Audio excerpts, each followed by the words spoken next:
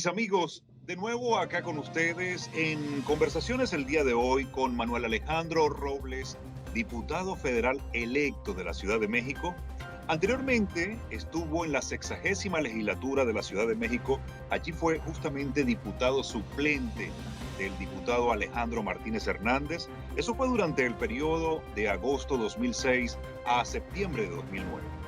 Manuel Alejandro Robles Gómez, ¿cómo estás? Bienvenido, qué gusto tenerte nuevamente acá con nosotros.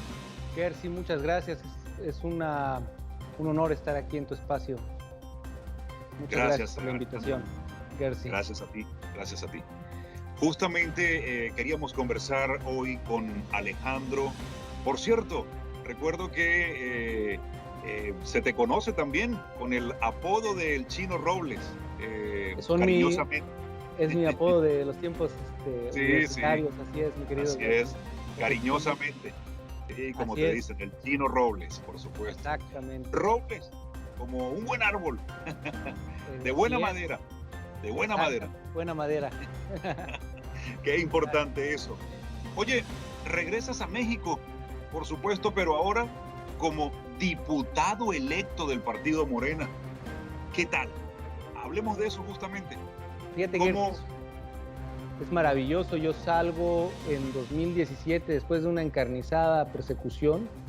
Llego aquí a refugiarme en Canadá y la verdad es que siempre estuve militante como parte pues, de un sueño que compartimos todos los mexicanos, que era acabar, que es que no haya corrupción. Tú sabes, nuestros países han sufrido este lacerante problema de la corrupción y tenemos el deseo de que haya ley, de que haya Estado de Derecho, de que haya justicia y de que haya una patria para todos. Y eso es lo que nunca dejé y siempre lo he, pese a estar lejos de nuestro territorio nacional, pues siempre estuvimos pronunciándonos. Incluso yo hice campaña electrónicamente y participé con mi voto y promoví el voto de nuestros mexicanos aquí en Canadá, en Estados Unidos, el voto de los mexicanos en el exterior. Y fue el voto migrante. El voto migrante. Y no tenía en el radar la oportunidad de que la política me regresara al país. La verdad es que no había avisos de que hubiese una postulación a los migrantes. Incluso estamos hablando de que el tribunal ordena en febrero de este año a los partidos incluir a migrantes en sus listas de representación proporcional. Entonces fue algo que fue abrupto, ¿no? Pese a que yo siempre tuve mi militancia, no me imaginé que iba a tener el honor de estar representando al pueblo de México y más a esta parte oprimida que tiene nuestro país, de aquellos que tuvimos que salir por causas ajenas a nuestra voluntad y que estamos trabajando por nuestros familiares en México, ¿no? Entonces es un honor esta oportunidad. Yo me siento especialmente contento del privilegio que es estar en el Congreso como diputado federal, representando a nuestros mexicanos en el extranjero y especialmente a los migrantes.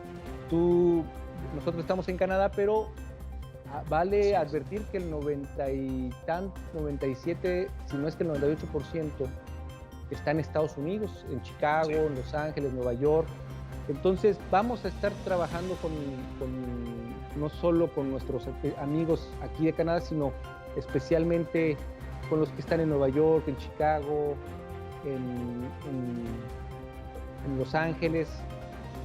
Va a ser yo me he caracterizado no por ser un diputado de escritorio, sino por siempre estar en las comunidades, y eso es lo que yo voy a ese sería mi propósito ahora, estando en el Palacio Legislativo, poder estar con nuestras comunidades así en campo, en las ciudades, con la comunidad directamente, y luchando para que muchas veces nos encontramos dificultades en los países, en Estados Unidos, en Canadá, donde llegamos y no tenemos abiertas las puertas de nuestras embajadas, de nuestros consulados, y vamos a llevar la voz del presidente de la República de que se reconozca el trabajo heroico que han tenido los migrantes, que en la economía actualmente, si México está de pie, es en gran medida a nuestras remesas, al ingreso que mandamos los trabajadores mexicanos. Entonces, pues así, esa es la ilusión que tengo hoy por hoy, Gersi, sobre el tema de la Diputación.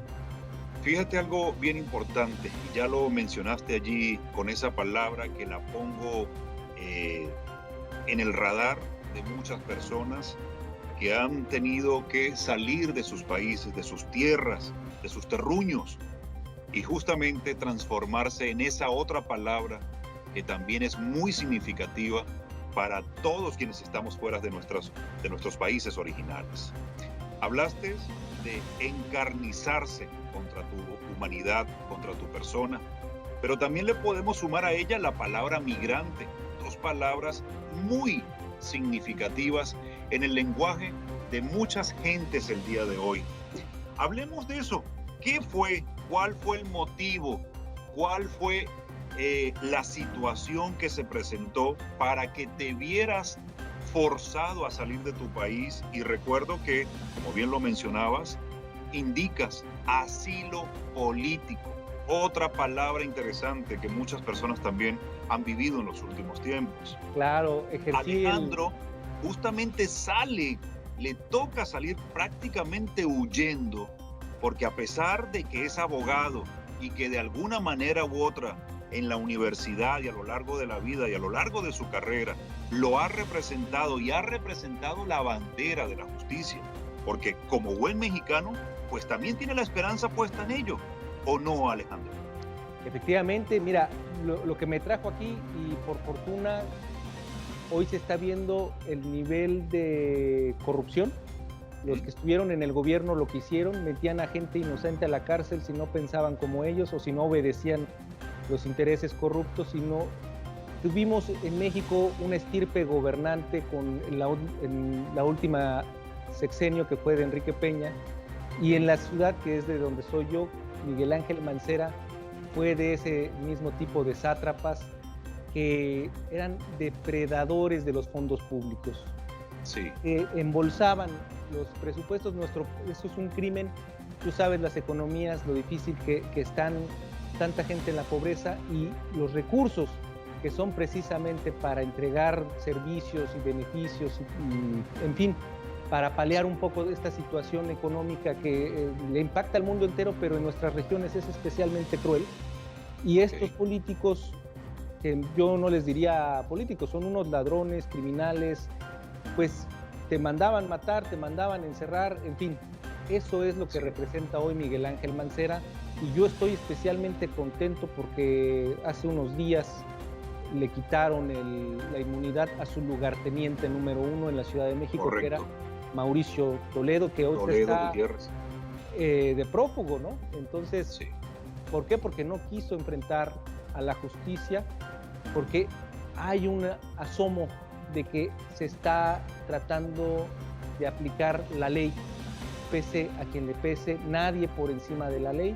Esa es la consigna, y creo que en México está ese debate, que se toque a los intocables, que quien gana elecciones no está ganándose un manto de protección para hacer y deshacer. Eso es lo que a mí me trajo acá, precisamente no obedecer los intereses de esta mafia que comandaba en la Ciudad de México, el que era su gobernante, Miguel Ángel Mancera, su lugarteniente Toledo, y hoy Toledo ya no le sirve de prófugo. Están haciendo un nuevo lugarteniente de esos intereses, es el reciente electo alcalde de Coyoacán, Giovanni Gutiérrez. ¿Por qué? Porque Toledo ya no es un individuo, no fue un caso aislado, es un esquema de corrupción, de saqueo de los recursos públicos, y ahora sí que están decapitando a la bestia, pero está, así como lo decapitan, sale la nueva cabeza. Entonces, obvio. Es difícil, eso es lo que se está viviendo. Yo estoy especialmente contento en que se esté llamando a cuentas. a todas estas personas que le hicieron mucho daño a mucha gente. Para darte un ejemplo, en 2017 hubo un sismo tremendo que sacudió a la ciudad, hubo mucha ayuda humanitaria, hubo fondos especiales y este grupo corrupto se tomó los fondos del sismo y en lugar de construir, de reconstruir y darle vivienda a la gente que la había perdido, se lo llevaron, se lo robaron. E incluso mucho lo destinaron para comprar elecciones. Entonces, eso es lo que no debe pasar y lamentablemente no es un caso particular de México, es una experiencia que está compartida con el resto de la región, pero yo creo que es muy importante que nosotros, los que tuvimos que salir, ya sea por la pobreza o por la violencia, hagamos ese llamado a que nuestros países, en este caso que México cambie, que le hagamos caso al presidente, que se viva y se practique el poder con honestidad. El poder es para servir, no para servirse de la gente. Eso es lo que vamos a estar haciendo y nosotros como migrantes lo sabemos de primera mano porque esencialmente estamos fuera por algún asunto de justicia. Entonces, vamos a luchar porque hay una ley y justicia en nuestro país.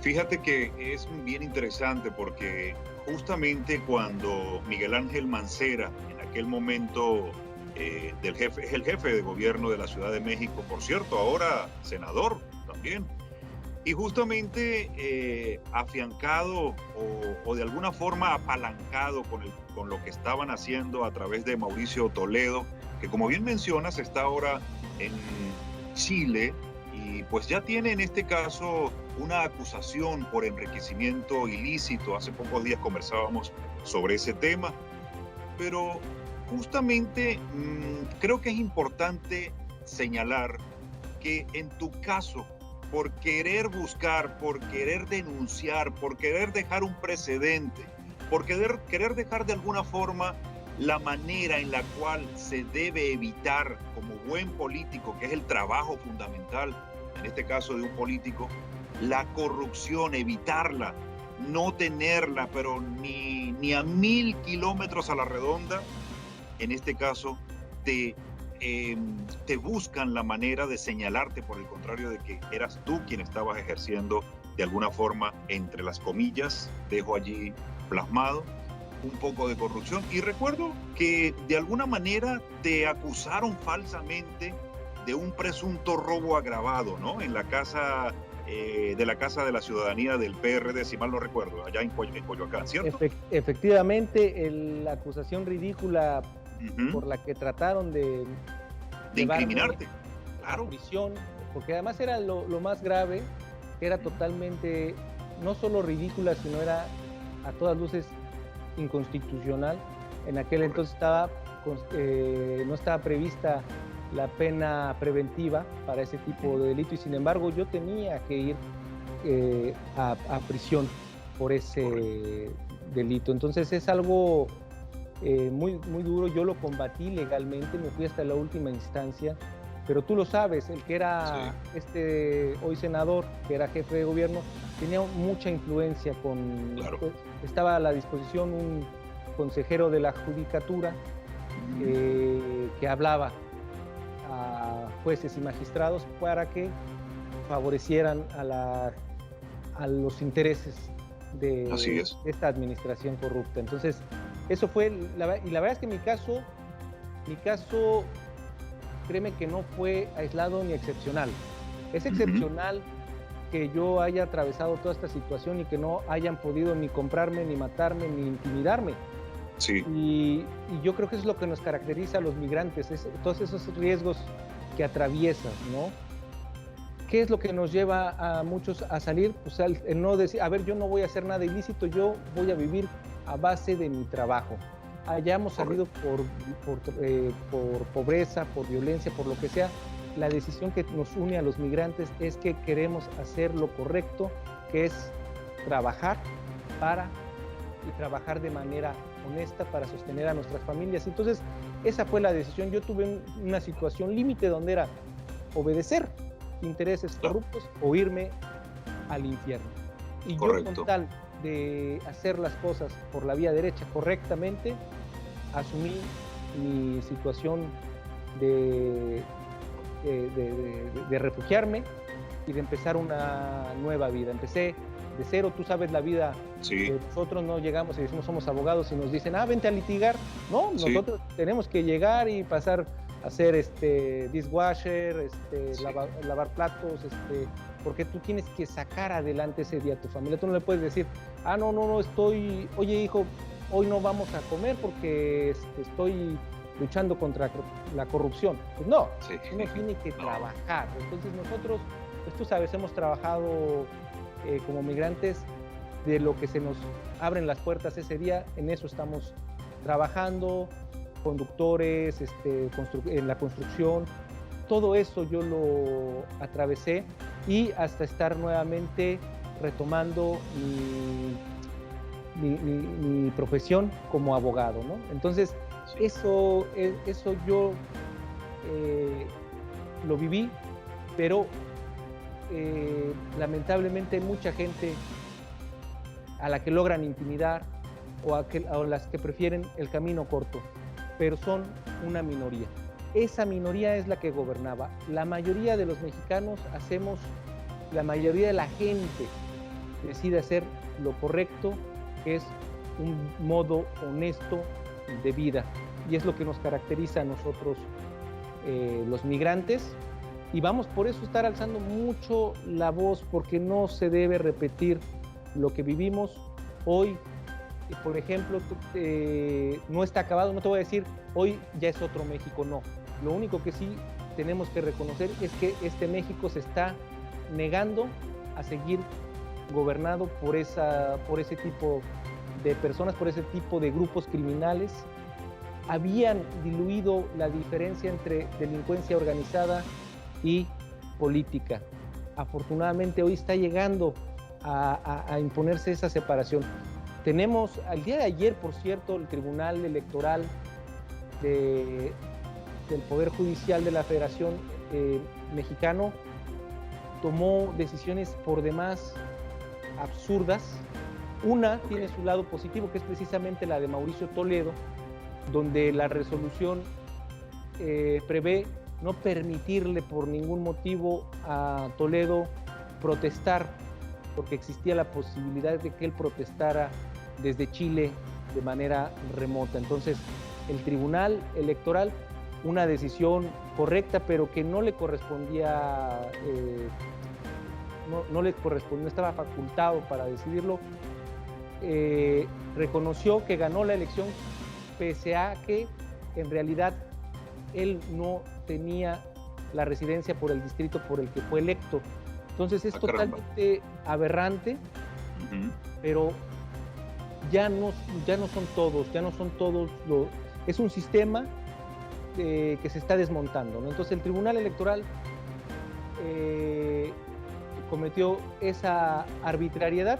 Nos gusta porque es en contra de Toledo, pero no está bien. Y hay que alzar la voz cuando las cosas se hagan al margen de la Constitución. Lamentablemente, constitucionalmente las resoluciones de este tribunal son inatacables, pero sí, cabe aclarar, y por eso te decía que la mafia se está deshaciendo de Toledo, porque ese tribunal electoral todavía está controlado por este grupo de Miguel Ángel Mancera, del PAN, y que estuvieron gobernando en el país, pero todavía tienen el control en ese tribunal.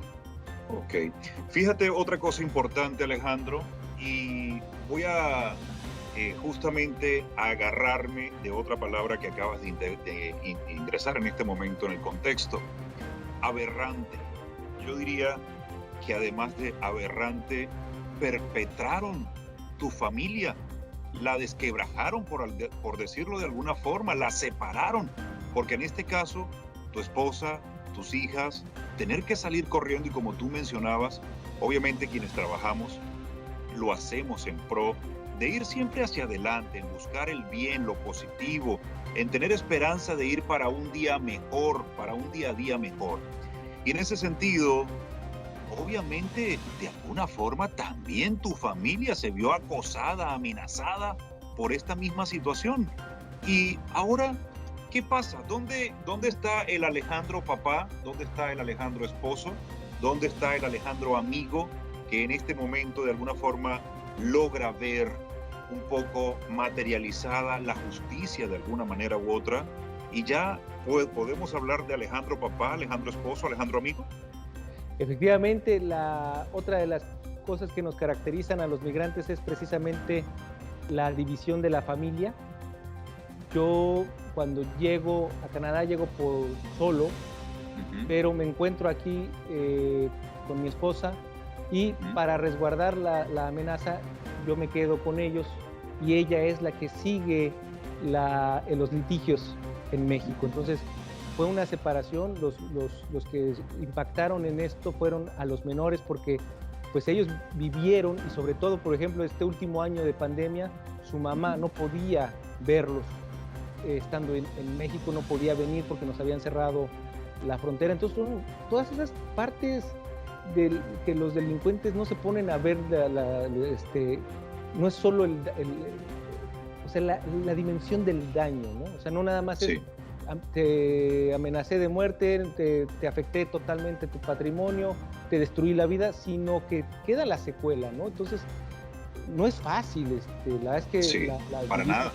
La vemos muy complicada. Mira, yo estando aquí en Canadá, por ejemplo, te voy a poner un ejemplo de una cosa que me impactó mucho, que fue precisamente cuando diagnostican a mi nena de un cáncer, ¿no? Entonces imagínate, la diagnostican con cáncer de ovario, yo estando lejos de todo el soporte que significa toda mi familia, estaba en México. Entonces son esas cosas que pues, no repara la mafia cuando hace la maldad, ¿no? Todo lo que hay detrás de todas las consecuencias que hay en sus actos. Entonces, por fortuna, como dicen, ¿no? Lo que no te mata te fortalece. Entonces, sí, eso es para nosotros los migrantes una realidad, ¿no? Entonces, la hemos vivido muy, muy dura, pero también hay momentos que nos hacen decir, hombre, hemos soportado esto. Y, por ejemplo, yo te puedo decir, a mi hija pasó por ciclos de quimioterapia, por una cirugía, hoy la veo correr, hoy la veo de nuevo.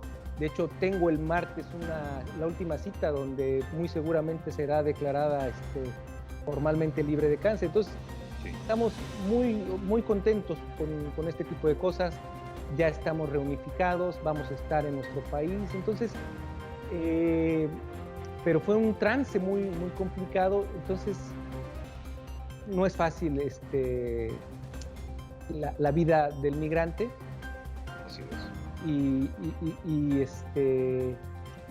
Pero es una gran experiencia, también te lo puedo decir, porque los migrantes, yo te voy a decir una diferencia entre lo que es la maldad, lo de la mafia. Por ejemplo, vamos a poner caso Toledo ahorita está en Chile porque dice que porque formal y legalmente tiene 2 naciones, pero una gente que le robó a su pueblo, que le robó a su gente, porque él es mexicano, ¿no? Sí, obvio. Una gente que le roba a su pueblo es una gente que no tiene patria, ¿no? O sea, por no decir, en México se dice vulgarmente algo, pues, ¿sabes qué? Él no tiene madre, ¿no? Yo digo que no tiene patria, ¿no? La mafia es apátrida, por más que sea de nacionalidad también chilena, porque los papás son nacidos en Chile, los corruptos, los mafiosos son apátridas. En cambio, los migrantes hacemos patria donde nos encontremos.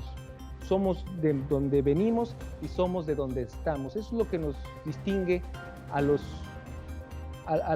que andan prófugos, a los que somos migrantes y estamos soportando o tomando desafíos para vencer la pobreza o encontrar nuestra seguridad. Yo creo que te lo pongo ahí más o menos esta filosofía que nos dejan las experiencias, ¿no? Sí. Alejandro, y ya para ir finalizando, la pregunta al Alejandro humano, al Alejandro, común y corriente ser humano que sale todos los días a trabajar, a echarle ganas. ¿Debe haber miedo en tu ser en este momento para regresar a México? ¿Regresas fortalecido aún hay temores presentes. ¿Cómo te visualizas luego que pises México formalmente y que, por cierto, dicho sea, ahora como diputado electo? ¿Cómo te visualizas? Es un honor ser parte de esta transformación que vive el país. Estoy emocionado. Sí, voy a tomar mis precauciones, pues denunciar a la mafia siempre es, no puedes vivir sin medidas de seguridad. Sí hay temores, ¿no? Pero sin duda es más grande la esperanza, la dicha, el honor, la satisfacción de ser parte de esta transformación, de luchar por que se acabe esto. Además tengo la confianza. Yo tengo sí temores, pero tengo la confianza de que hoy el Estado no es de ellos. La patria hoy sí es del pueblo. Hoy yo te puedo decir, hoy no me van a inventar ningún delito. Hoy el ataque que me tendrían que hacer es desde lo que son, desde la oscuridad, desde la ilegalidad. Ya no tienen las instituciones a su servicio. Eso es una gran ventaja. Correcto. Me siento muy entusiasmado de llegar a terminar de arrebatarles los órganos que todavía tienen bajo su control. Entonces, no te puedo decir, llego en un ánimo de heroicidad, no. Llego muy esperanzado, abrigo muchas esperanzas de contribuir a la transformación de mi país. Tengo miedos, sí los tengo, son sentimientos y sensaciones encontradas, pero también tengo que abrazar a mi familia, a mis papás, ¿no? O sea, hay mucha gente que voy a abrazar en México. Correcto. Importante y además para justamente, tomo tu palabra, esperanza. Justamente por algo estás allí en el partido del presidente López Obrador, como su eslogan, Esperanza de México, en este caso el partido Morena, por quien has también trabajado, por quien has sido electo como diputado. Y bueno, creo que es bien significativo que un hombre de lucha, un hombre de pueblo, porque eso es otra cosa súper importante. Alejandro viene del pueblo. Alejandro no nació en cuna de ricos, en cuna de oro. Entonces, de alguna forma, el chino va a llegar allí a eso, a patear la calle.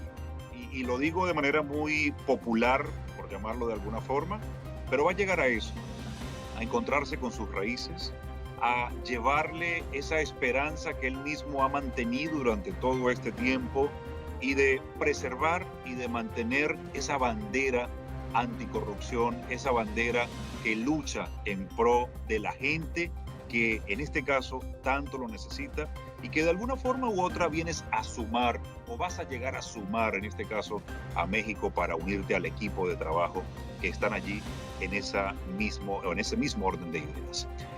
Alejandro, tus palabras de despedida. Gersi, voy a México lleno de esperanza. Es un privilegio estar del lado de la transformación. Es un honor estar con el Salvador. Me voy contento y muy agradecido contigo, con tu apreciable audiencia y con Génesis 360. Muchas gracias, Gersi. Era el diputado electo Manuel Alejandro Robles, diputado electo federal de la Ciudad de México. Soy Gersi C. Fernández y esto es Génesis TV 360, televisión a un clic. Nos encontramos en una próxima ocasión. Cuídense mucho. Chao.